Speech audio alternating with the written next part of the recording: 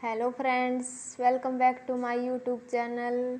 कैसे हो आप सब? अगर आप पहली बार हमारे चैनल पर आए हैं तो हमारे चैनल को सब्सक्राइब कर लीजिए और अपने दोस्तों के साथ भी शेयर कीजिए ताकि सभी स्टूडेंट्स को हेल्प मिल सके। आज की क्लास हमारी यूजीसी नेट से रिलेटेड रहने वाली है, जो कि दिसंबर में होगा। तो हम उससे रिलेटेड जो इम्पोर्टेंट टॉपिक हैं उन पर चर्चा करेंगे कि हमारे एग्ज़ाम से रिलेटेड कितने टॉपिक हैं। सिलेबस तो हमें पूरा ही करना होता है, लेकिन जो हर बार हमारे एग्ज़ाम में पूछे जाते हैं आज हम उन पर डिस्कस करेंगे। तो चलो आज की हमारी क्लास स्टार्ट करते हैं। फर्स्ट हमारी जो इकोनॉमिक्स का एग्ज़ाम होता है यह 200 नंबर का होता है, जिसमें कि हमारे 100 क्वेश्चन आते हैं। हमारी यूनिट रहती हैं 10, जिसमें कि हर यूनिट में से लगभग 10 क्वेश्चन आते हैं। लेकिन अब यह ज़रूरी नहीं है, क्योंकि अब जो हमारा दिसंबर वाला एग्ज़ाम हुआ था उसमें मैथमेटिकल पोर्शन ज़्यादा पूछा गया था। अभी जून में जो कैंसिल हो गया उसमें इंडियन इकोनॉमी से रिलेटेड 25 क्वेश्चन थे। तो अब ये ज़रूरी नहीं कि भाई एक यूनिट से ही क्वेश्चन पूछा जाए। अब वेटेज इसकी कम ज़्यादा होने लगी है, तो हमें सब पर ये नहीं कि एक यूनिट छोड़ दें, सारी 10 की 10 यूनिट कंप्लीट करनी होगी। जो हमारे सुपर शॉर्ट टॉपिक है कि ये तो एग्ज़ाम में आएगा ही आएगा, उससे रिलेटेड तो हमें सब कुछ ही करना है। तो चलो आज हम डिस्कस करते हैं कि हमें कौन कौन से टॉपिक हैं जो कि हमें 100% करने हैं। स्टार्ट करते हैं। सबसे पहले हम बात करेंगे माइक्रो इकोनॉमिक्स की। माइक्रो इकोनॉमिक्स और मैक्रो इकोनॉमिक्स ये दोनों ही हमारे इकोनॉमिक्स का आधार होती हैं, क्योंकि सारे टॉपिक इनसे रिलेटेड होते हैं। आगे इंटरनेशनल मनी बैंकिंग भी मैक्रो से रिलेटेड है, तो ज़्यादातर इसी में से कवर हो जाते हैं। तो ये दोनों अगर आपकी मजबूत हैं तो आपको आगे वाली यूनिट में कोई भी दिक्कत नहीं आएगी।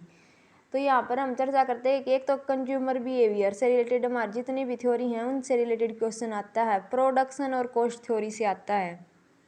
अनसर्टेनिटी और रिस्क से रिलेटेड हर बार क्वेश्चन बनता है यहाँ से।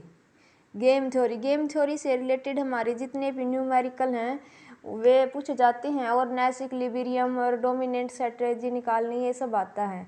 मार्केट स्ट्रक्चर में हमारी अजम्पशन आ जाती हैं, और हमारे जो भी मोनोपोलिस्टिक जितने भी टाइप्स हैं मार्केट के उन सब से रिलेटेड पूछा जाता है। तो ये भी हमारे लिए मोस्ट इम्पोर्टेंट टॉपिक है। इसके बाद जनरल इक्विलिब्रियम एनालाइज में से हमारे लिए कई बार क्वेश्चन आता है कंज्यूमर प्रोड्यूसर निकालना, और जो हमारा प्रोड्यूसर आता है वो निकालना आता है। तो ये भी हमारे लिए इम्पोर्टेंट है। एक पैरेटो ऑप्टिमिलिटी से रिलेटेड हमारे लिए हर बार आता है, इसकी जो जंक्शन में बहुत इंपॉर्टेंट है। और हिक्स एंड वैक्सन का मैक्सिमाइजेशन। वेलफेयर इकोनॉमिक्स की जो भी हमारी थ्योरी रहती हैं, जो कि हमारे 4-5 थ्योरी हैं उनसे रिलेटेड भी क्वेश्चन बनता है।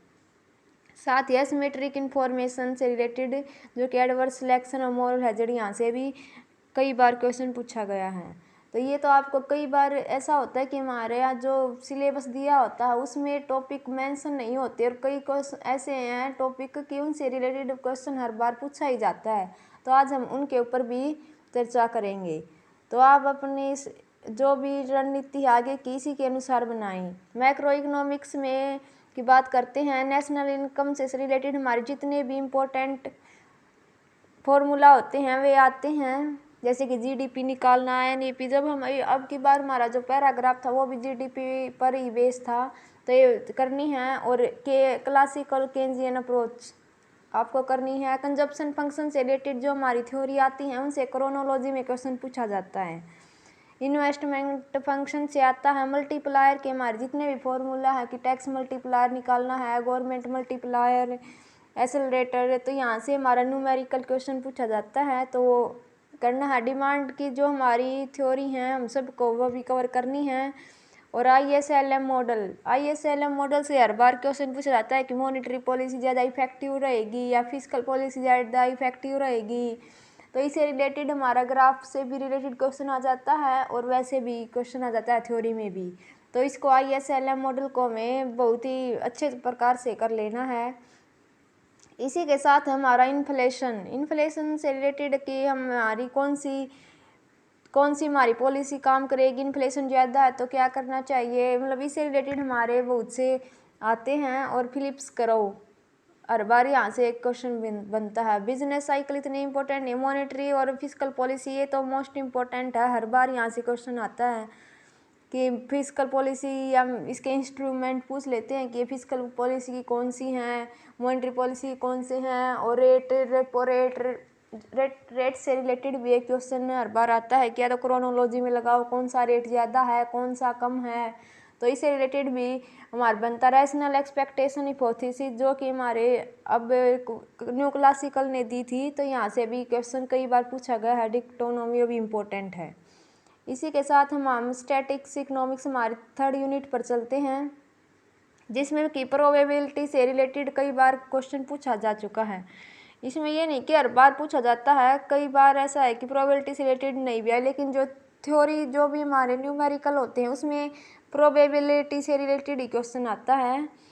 और इसी के साथ हमारे इंडेक्स नंबर से भी क्वेश्चन आता है।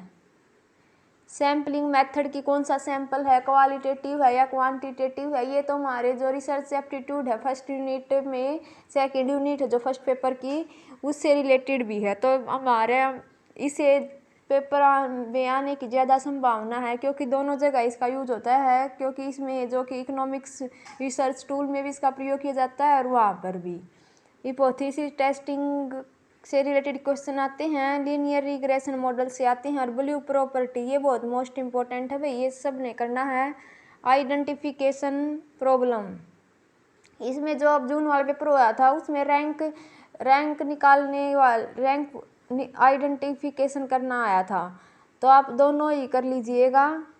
इसी के साथ हमारा जो टाइम सीरीज एनालाइज है, यहाँ से भी क्वेश्चन बनता है कि कौन कौन से टेस्ट हैं जो कि इसको मेज़र करने के लिए प्रयोग किए जाते हैं, तो उन सब को करना आपको। इसके बाद हमारे मैथमेटिकल्स में जो सेट्स हैं, सेट से रिलेटेड क्वेश्चन आता है भाई, कौन सा सेट है कौन सा नहीं है। इसी के साथ मैट्रिक्स से भी कई बार क्वेश्चन पूछा जा चुका है कि मैट्रिक्स को या तो ऐड करो या प्रॉपर्टी कौन सी हैं, एडिशन करना है या मल्टीपल करना है, इससे रिलेटेड आया है। और इनपुट आउटपुट मॉडल जो कि लोएंटिफ द्वारा दिया गया था, यहाँ से क्वेश्चन बनता है। और linear programming LLP optimum solution निकालना, यहाँ से क्वेश्चन बनता है। और डिफरेंशिएशन और डिफरेंट क्वेश्चन ये हमारे जो वो न्यूमेरिकल क्वेश्चन आते हैं, तो ज़्यादातर यहीं से बनते हैं। इसमें बस हमें इतना ही करना जो कि इम्पोर्टेंट है। इसी के साथ हम इंटरनेशनल इकोनॉमिक्स पर चलते हैं। इंटरनेशनल इकोनॉमिक्स में हमारी जो कि इंटरनेशनल ट्रेड से रिलेटेड थ्योरी हैं वे सभी इम्पोर्टेंट हैं, क्योंकि थ्योरीज को हमारी क्रोनोलॉजी में लगाना आता है, और कई बार कंसेप्ट से भी क्वेश्चन पूछा जाता है, यहाँ से तो हर बार क्वेश्चन आता है। बैलेंस ऑफ पेमेंट बहुत इम्पोर्टेंट है, ये हमें करना है। एक्सचेंज रेट से रिलेटेड है जो वो भी करना है। फॉरेन एक्सचेंज रेट, आर्बिट्रेजरी, अब की बार भी यहाँ से क्वेश्चन आया था कि हेजिंग क्या होता है, स्पेक्यूलेटर क्या होता है, यहाँ से हर बार पर क्वेश्चन आता है। Term of trade, trade multiplier और गेन ऑफ ट्रेड, ये ट्रेड मल्टीप्लायर का क्वेश्चन जो हमारा जून का में एग्जाम हुआ था उसमें भी आया था, तो ये वाला भी हमारे लिए ज़्यादा इम्पोर्टेंट होता है, क्योंकि इसमें हमें अब जो भी मैं बता रही हूँ टॉपिक, ये हमको सही मतलब कि 100% श्योरिटी के साथ करने, ऐसे नहीं कि ऊपर ऊपर से पढ़ लिए, बिल्कुल डीपली करना इनको आपको। डंपिंग से क्वेश्चन हर बार आता है कि नॉन टैरिफ बैरियर्स क्या हैं, डंपिंग क्या होती हैं।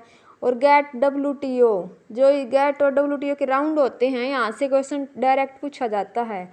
इस बार भी क्वेश्चन था क्रोनोलॉजी में लगाना, जून वाला एग्जाम जो कैंसिल हो गया उसमें भी था कि जेनेवा राउंड पहले था, टोक्यो, इन सब को लाइन में लगाना था, तो आप इसके 10-12 जितने भी राउंड हैं उन सबको कर लीजिए। और IMF, वर्ल्ड बैंक, इसके भी जो एप्लीकेशन हैं उनको कर लीजिए। इसी के साथ हम पब्लिक इकोनॉमिक्स पर चलते हैं। पब्लिक इकोनॉमिक्स में मार्केट फेलर क्या है, इसके कौन कौन से कॉजेज हैं, पब्लिक गुड्स क्या होती हैं, गुड्स की टाइप से रिलेटेड हर बार क्वेश्चन पूछा जाता है कि कौन सी गुड है, कॉमन मार्केट गुड है या पब्लिक गुड है, कौन सी फीचर हैं इसके, या क्रोनोलॉजी में लगाना, तो यहाँ से हर बार क्वेश्चन बनता है, तो ये आपको करना है। इसी के साथ पब्लिक रेवेन्यू कि भाई हमारा रेवेन्यू कहाँ कहाँ से होता है, tax, non tax revenue, direct, indirect, progressive, यहाँ से क्वेश्चन बनता है। पब्लिक एक्सपेंडिचर से क्वेश्चन बनता है। डेब्ट से इतनी बार क्वेश्चन नहीं पूछा गया अब तक, डेब्ट से बहुत कम क्वेश्चन है, क्या पता भाई कभी एक आध क्वेश्चन आ गया, नहीं डेब्ट से क्वेश्चन कभी नहीं आता। एक पब्लिक बजट से क्वेश्चन आता है, ये करना आपको। और फिस्कल पॉलिसी और मॉनेटरी पॉलिसी तो आपको टिप्स पे याद होनी चाहिए भाई, यहाँ से बहुत ज़्यादा क्वेश्चन आते हैं। नेक्स्ट है हमारी money and banking. Money and banking में हमारे जितने भी टॉपिक है ज़्यादातर तो जो मैक्रो इकोनॉमिक्स है उसी में कवर हो जाते हैं। फिर भी इसमें हम मनी सप्लाई कर लेंगे भाई। मनी सप्लाई क्या होती है, सेंट्रल बैंक के क्या क्या कार्य होते हैं। एक कैपिटल मार्केट होता है, एक मनी मार्केट, जो उसके इंस्ट्रूमेंट होते हैं कि कैपिटल मार्केट का कौन सा है, मनी मार्केट का कौन सा है, तो वहाँ से क्वेश्चन बनता है। ये इंस्ट्रूमेंट ऑफ मॉनेटरी पॉलिसी है तो वही आगे दोबारा फिर से। और फिर non banking finance institute, capital market और मनी मार्केट, ये मैंने आपको बता ही दिया। इसमें जो भी हमारी आरबीआई कब स्टैब्लिश हुआ था या अदर बैंक है जो भी, नाबार्ड कब बनाया, हमारी जो भी इम्पोर्टेंट डेट्स हैं उन सबको हमें याद करना, क्योंकि इस बार भी क्वेश्चन था कि एग्जिम था, एग्जिम कब पब्लिश्ड हुआ, इनको सबको क्रोनोलॉजी में लगाना था, तो आप सबको डेट और ये फिगर याद रखनी है। नेक्स्ट है हमारी growth development economics. Growth economics में हमारे ज़्यादातर क्वेश्चन थ्योरी से रिलेटेड आते हैं, जिसमें कि एडम स्मिथ, रिकार्डो, मार्क्स, रोस्टो, ये इन सब से रिलेटेड क्वेश्चन बहुत ज़्यादा आते हैं। एक है डोमर मॉडल से कई बार न्यूमेरिकल क्वेश्चन भी पूछ लेता हो, तो ये मॉडल और जो हमारी थ्योरी है ये मोस्ट इम्पोर्टेंट हैं, इन सब को करना है। इसके बाद है PYPQLI, SDI, SDG का जो अभी रिसेंट हमारी रिपोर्ट आई है उसको भी अच्छे से करना है। और PQLI जो इंडेक्स है इनमें हमारी इंडिया का रैंक क्या है, ये सब बहुत इंपॉर्टेंट है, इन सब को आपको अच्छे से करना है। फिर पावर्टी के जो इन इक्वालिटी के मेजरमेंट हैं उन सब को करना है, जिसमें कि पालमारिस ओ है जो कि हमारा दिखाता है इन्वर्टेड यू शेप, कुछ नेट करो, उन सब को करना, क्योंकि यहाँ से भी हमारा मेजरमेंट के जो इनइक्वालिटी के हर बार पूछता है। इसी के साथ जो हमारे डाटा होते हैं कि हेल्थ से रिलेटेड एजुकेशन 2011 की जो हमारी जनगणना हुई थी इसके अकॉर्डिंग जो हमारी रिपोर्ट आई थी उसके अकॉर्डिंग याद करने के हमें हमारा जेंडर इक्वालिटी कितनी है, हेल्थ एजुकेशन मतलब कि किसका लिटरेसी ज़्यादा है, कौन सा स्टेट का कम है, इससे रिलेटेड क्वेश्चन बनते हैं यहाँ से, तो उसके अकॉर्डिंग आप वो भी कर लेना। नेक्स्ट है हमारी इन्वायरमेंटल इकोनॉमिक्स। इन्वायरमेंटल इकोनॉमिक्स में वही गुड्स से रिलेटेड क्वेश्चन आते हैं कि गुड्स के टाइप्स क्या हैं, उनको क्रोनोलॉजी में लगाना, मार्केट फेलर के क्या कारण, कोल्स थ्योरम बहुत बार आती है और इस बार भी एग्जाम में पूछी गई थी, तो ये इंपॉर्टेंट है कि कोल्स थ्योरम कौन से है। कंपनजेटन क्राइटेरिया जो कि इक्सर कैल्डर द्वारा दिया गया था, यहाँ से भी क्वेश्चन आता है। वैल्यूएशन ऑफ इन्वायरमेंट गुड से भी आता है।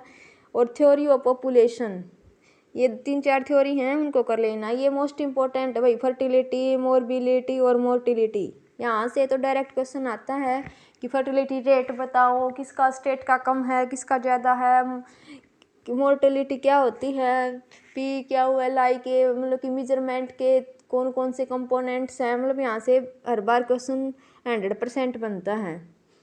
इसी के साथ लाइव टेबल से इतने ज़्यादा बार क्वेश्चन नहीं बना है, फिर भी आप कर लेना। और माइग्रेशन से भी इतनी ज़्यादा बार क्वेश्चन नहीं बना है। नेक्स्ट हमारी इंडियन इकोनॉमी, जो कि अब हमारा जो एग्ज़ाम हुआ था जो कैंसिल हो गया जून वाला, उसमें हमारे 25 क्वेश्चन इसी से रिलेटेड थे।